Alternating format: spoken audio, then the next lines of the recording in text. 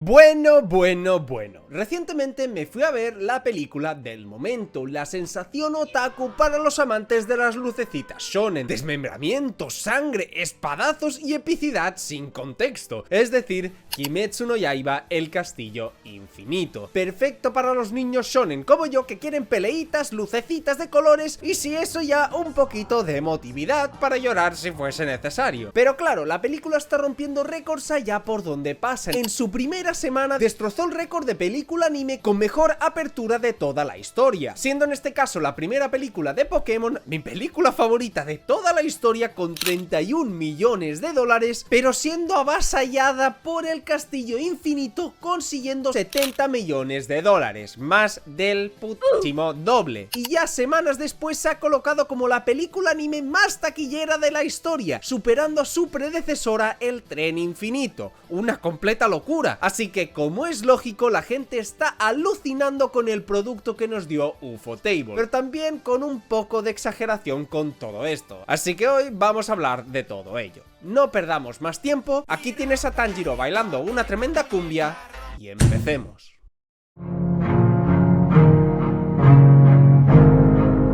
A ver, no hay ningún tipo de duda del éxito de Kimetsu no Yaiba a nivel mundial. Se ha convertido en uno de los mangas y animes más famosos, ya no de la actualidad, sino de la historia, y su nivel de ventas lo amerita. Negar el fenómeno de Kimetsu es tratar de tapar el sol con un dedo. Y es que muchos tratan de sentenciar la obra por ser una demasiado simple, que se aleja de una historia profunda, con muchos matices y de esas cosas que te hagan pensar, reflexionar y debatir en tu interior. Cosa que el otaku profundo, y con profundo me refiero a que si miramos su historial de Google nos podemos encontrar cosas que pocos seres humanos han podido siquiera consumir, pues no acepta que una obra tan popular pueda ser buena en sus apartados y no tenga que ser un 10 en todo, porque Kimetsu no Yaiba nunca ha pretendido ser un 10 en todo. ¿A dónde quiero llegar con esto? Pues que Kimetsu sabe muy bien lo que quiere hacer, sus puntos fuertes, y pese a que muchos la quieran desmeritar por ser tan simple, para mí es un punto genial de la obra. Y aquí entran lo mejor sin duda de esta película, que son sus combates. Que ojo, creerse que Kimetsu es únicamente combates y lucecitas sin contexto es también de ser un necio y un hater de la obra, porque literalmente si la has consumido un poquito, también sabes que trata de enfocarse aunque sea mínimamente en el desarrollo de sus personajes y la escritura de estos. Pero parece que para los elitistas del anime eso no es suficiente, y si no pueden hacer una tesis doctoral de la psique de un personaje, ya entonces el anime no vale nada, y nada más lejos de la realidad. Que por cierto, por si alguien se lo pregunta, yo voy a hacerle análisis a todas las sagas de Kimetsu no Yaiba en un futuro, y voy a demostrar que esta obra tiene mucho más contenido de lo que la gente se piensa. Pero bueno, eso será ya cuando salga la tercera película del Castillo Infinito, así que queda un poco que esperar. Bueno, el caso es que los combates del film son sin duda lo más atractivo de la película, y el por qué de entrada vale la pena pagar un ticket para ver esto en el cine. Empecemos por la de Shinobu, la cual sirvió de entrante para lo que veríamos en la película, el primer gran combate que, si bien me parece el más flojo de todos, más bien lo dejaría como el menos bueno de todos, porque vaya si tuvo buenos momentazos. Y es que hay algo claro, todos los combates del Castillo Infinito son revanchas, son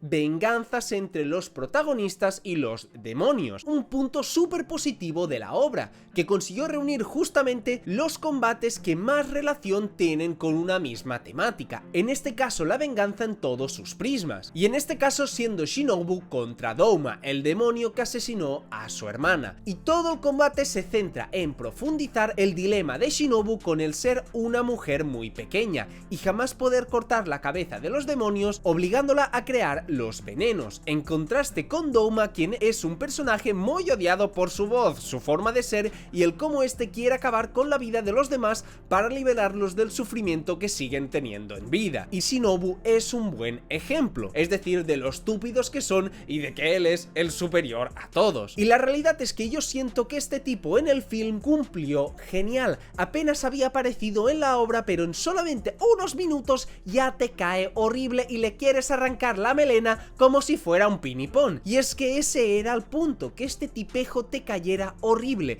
y sintieras realmente rabia y odio hacia él. Y pues ¿qué queréis que os diga? Lo cumplió y demasiado bien incluso. Pues en su mente pervertida permite a una simple humana que nunca pudo hacer nada y sufrió toda su vida vivir eternamente dentro de su ser. Ese es el punto del combate y el cómo se ejecuta me parece muy bueno. Es algo trágico, duro y que pega genial con las bases de ambos personajes. Y fuera de los movimientos de Shinobu, de sus ataques que me parecieron de una originalidad y fluidez increíbles y un dinamismo completo en todas las escenas, aparte de todo esto que es lo superficial, en realidad todo el combate tuvo un trabajo narrativo detrás y se centra únicamente en eso. Pero no, parece que solamente la gente se queda con que hay lucecitas. Pero sigamos, porque luego tuvimos el que para mí es el combate más completo del film: Zenitsu vs Kangaku. Y sí, sé que algunos estáis implosionando ante esta afirmación y os está dando una arritmia al escuchar esto. A lo que primero os voy a decir, iros a la farmacia, a mí qué coño me contáis, y segundo os voy a decir que ahora os lo explico. Y es que este combate tuvo la medida justa y perfecta de todo lo que considero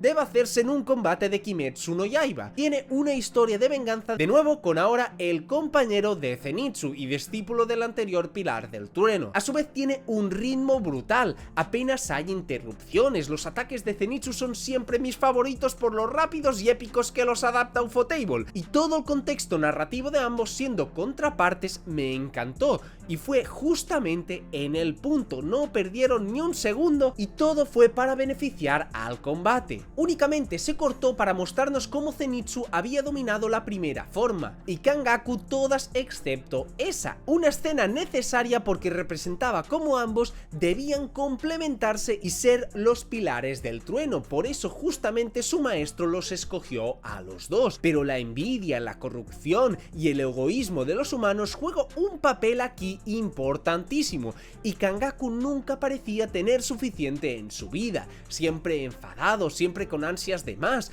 nunca fue feliz, y eso fue lo que creo hizo muy importante la película, mostrar a un humano que ya se mostró en la serie y cómo se corrompe por el poder, mostrando que no únicamente los demonios son malos o codiciosos por naturaleza, sino también los humanos pueden ser igual de horribles, y que justamente el combate termine con el que para mí es el mejor ataque del film, siendo la nueva técnica de Zenitsu la séptima forma que completó justamente para poder pelear codo con este, es una absoluta barbaridad. Un cierre perfecto, un ritmo buenísimo, justo en la medida, corto, trepidante, con peso narrativo y un deleite visual. Por eso la considero la más compacta y la más bien realizada de todas las de la película. Y como no, para finalizar está el plato fuerte, el combate que realmente venía a venderte la entrada: Tanjiro y Tomioka contra Akaza. ¿Y qué debo de comentar de esta pelea? Es una conexión fantástica al continuar justamente la pelea de la anterior película, del Tren Infinito, teniendo la revancha contra el demonio que nos arrebató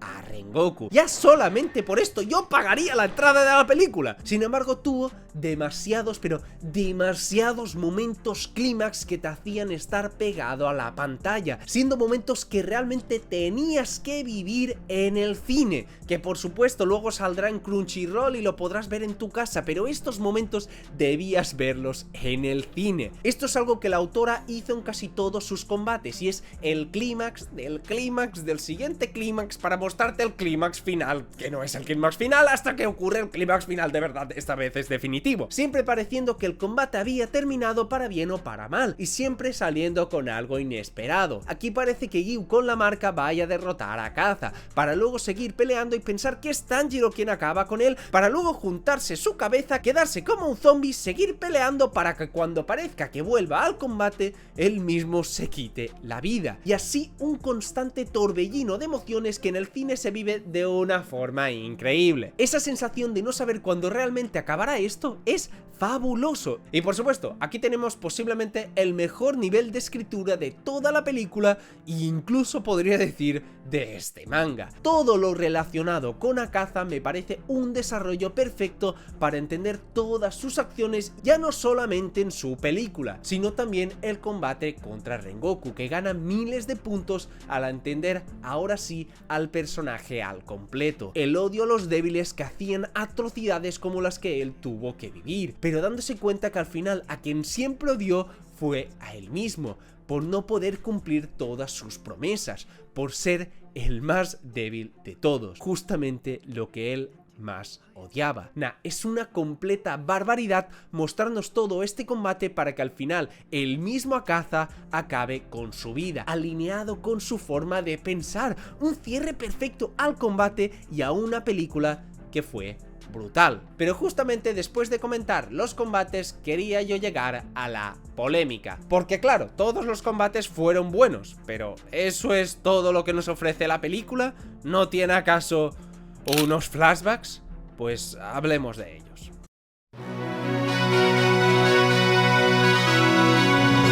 Y es que aquí llega la encrucijada y el por qué creo que los haters de Kimetsu ni siquiera se han visto Kimetsu, ya que una de las quejas más sonadas de esta película es el exceso de flashbacks, pues en cada combate hay flashbacks, pero más aún en el tramo final donde nos pasamos como 45 minutos con una Akaza decapitado y contándonos cómo quería procrear con una niña enferma. Y entonces, ¿en qué quedamos? ¿Que Kimetsu es solo lucecitas y no tiene nada más que animación? ¿O que se pasaron con los flashbacks y nos contaron demasiado texto? Porque sí, a mi modo de ver no siento que se pasaran excesivamente con los flashbacks, pero sí con alguna duración de algunos de ellos, porque considero que el flashback de Tanjiro con su padre bailando la cumbia que luego él heredó, a mi gusto se alargó un poco para lo que era, una pequeña explicación. Y luego también en la caza, y esto fue por lo que mencioné, estábamos en el clímax final del clímax final del clímax final, y realmente estuvimos mucho pero mucho rato con su historia y con el tipo ahí decapitado. Una historia que a mí me encantó, pero que considero se podría haber recortado un pelín en duración y hubiese tenido el mismo impacto mejorando en el ritmo. Incluso la ubicación de algunos de ellos no creo que fueran los más idóneos, pese a estar así plasmados en el manga, creo que entorpecían un pelín el ritmo de los combates. Porque lo que mencionamos al inicio es cierto, realmente el contexto de una película de Kimetsu es el de tratar de transmitir emociones fuertes en los combates, y la narrativa muchas veces se queda en un segundo plano, eso es verdad. Y si esto hubiesen sido capítulos separados en una temporada convencional de anime, seguro que el ritmo se hubiese sentido muchísimo mejor, porque no estabas con esas ansias de ver lucecitas de colores. Pero ojo, tampoco creo que sea un gran defecto de la película, ni que la manche, ni que la arruine, ni muchísimo menos la convierta en una mala, sino que fue una muy buena, incluso excelente, pero que debido a ser un anime que no solamente busca lucecitas como la gente piensa, que también valora el desarrollo de sus personajes, pues en el contexto de la película se vio un poquito afectada. Pero criticarla por ser demasiado simple y a su vez por tener construcción de sus personajes demasiado extensas es como comer y cagar a la vez. Puedes hacerlo, pero si alguien te ve, pensará que eres retrasado. Y con todo esto quiero dejar claro algo en mi último punto. Ante todo esto nos queda una pregunta. Al ser la más taquillera de la historia del anime, una de las más taquilleras de este año comparándose con obras estadounidenses de muchísimo más presupuesto, queriendo incluso hacer presión para llevar esta película en los Oscars y un larguísimo etcétera, ¿estamos ante la mejor película de toda la historia del anime? Pues para mí debo admitir que el hype generado en esta me parece uno adecuado, o sea, me parece correcto y no creo que se esté sobrevalorando, porque con estas mediciones realmente la industria del manga anime ha sido siempre ninguneada por Hollywood, pues lógicamente se centran en lo suyo y no quieren aceptar que la animación nipona puede ser una gran competidora incluso en contenido para adultos, pues la animación, si es también para adultos, tiene un mercado súper potente y no únicamente tiene que ser algo infantil y se puede aún explotar. Pero bueno, no sé sé si eso es algo bueno o malo, porque si lo ven esto, los inversores dirán: vamos a hacerle un live action a Kimetsu y que Tom Holland con 54 años haga de un adolescente con katana. Triste, pero cierto, ¿eh? El caso es que no estoy diciendo que sea la película mejor hecha de la historia del anime japonés. Pues por poner dos ejemplos tontos, a mi vista mi película favorita, es decir, Pokémon el contraataque de Mewtwo, que superaron como mencioné al inicio, para mí es una obra maestra que mereció en su día mucho más de lo que ya consiguió. Y por ejemplo, El Tren Infinito me parece una película mejor estructurada en cuanto a que es un arco completo del manga trasladado a la gran pantalla, sirviendo prácticamente como historia aislada, pudiendo entender a la perfección todo lo que ocurre allí. Como película me parece más redonda incluso, pero no porque el contenido del Castillo Infinito lo considere inferior o algo así, sino que simplemente se queda a medias de un arco y son unos cuantos episodios de una temporada juntados y llevados a la gran pantalla, con una calidad extraordinaria, por supuesto, y por eso, pese a sus pequeños fallos o el ser una película que como producto único no se sostiene, obviamente estoy contentísimo de su adaptación, de lo bien que mejoraron el contenido del manga, elevando a cotas insospechadas en todo sentido. O sea, por ejemplo, el ataque de Zenitsu en la película me pareció un chute de adrenalina directo en vena, y luego lo vi en el manga y fue como: bueno, un panel ahí. Y ojalá todo esto pueda suponer un punto de inflexión para bien, Tom Holland, para bien, para la industria del anime, porque sin duda hay mucho, pero que mucho talento aún por explotar y que mucha gente aún no conoce. En conclusión, la película del Castillo Infinito es excelente. No es perfecta, pero sí me parece excelente en casi todos sus apartados. Unos combates extraordinarios mezclados con una narrativa que algunos critican y otros ni siquiera aceptan que existen. Cegados en que Kimetsu es únicamente pelea sin historia, como si fuese esto Dragon Ball Heroes. Pero nada más lejos de la realidad, obtuvimos un producto sumamente cuidado, con cariño por sus personajes y sus historias, elevando el manga de su autora y posiblemente en algunos casos extendiéndose demasiado, pero en general dando un producto demasiado bueno. Ojalá esto pueda provocar un efecto dominó para más adelante. ¿Puede a raíz de esta película cambiar la forma de ver anime y ver muchas más películas en el cine japonesas? Pues podría ser, pero a mi modo de ver, si es con esta calidad, realmente no perdemos nada. Incluso podemos ver la oportunidad de abrirse aún un poco más en el mundo del cine y en el mundo del entretenimiento en general. Comenta, cumbia, si llegaste hasta aquí en honor a la tremenda cumbia que recordó Tanjiro para obtener su power up. Y ya está, hazte miembro para apoyarme, los que lo hicieron son unas bellísimas personas y nada, adiós.